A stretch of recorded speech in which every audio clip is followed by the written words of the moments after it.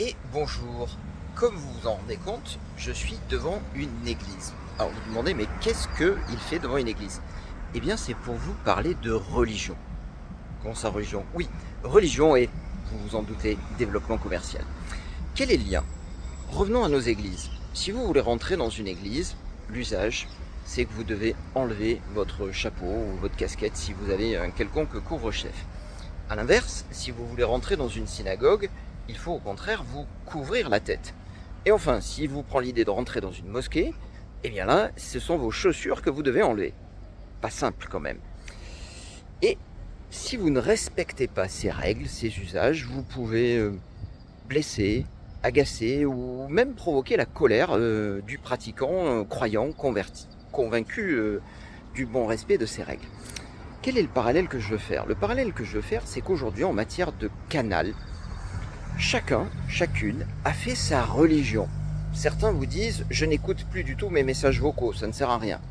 D'autres vous disent, il faut d'abord me demander l'autorisation de m'appeler par SMS.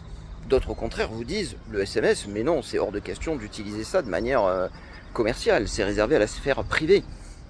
Et on pourrait multiplier ainsi les exemples.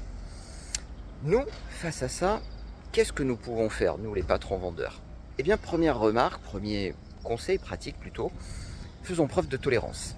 Acceptons que nos interlocuteurs n'aient pas les mêmes croyances, n'aient pas les mêmes pratiques, et faisons preuve, oui, de tolérance. Deuxième remarque, faisons preuve d'attention. Une nouvelle fois, comportons-nous comme de bons voyageurs, des voyageurs attentionnés qui vont essayer le plus vite possible de détecter, de comprendre les usages, les croyances de nos interlocuteurs pour s'y adapter avec la plus grande efficacité. Et voyez tout ça, c'est une nouvelle fois bien l'état d'esprit de la vente joyeuse.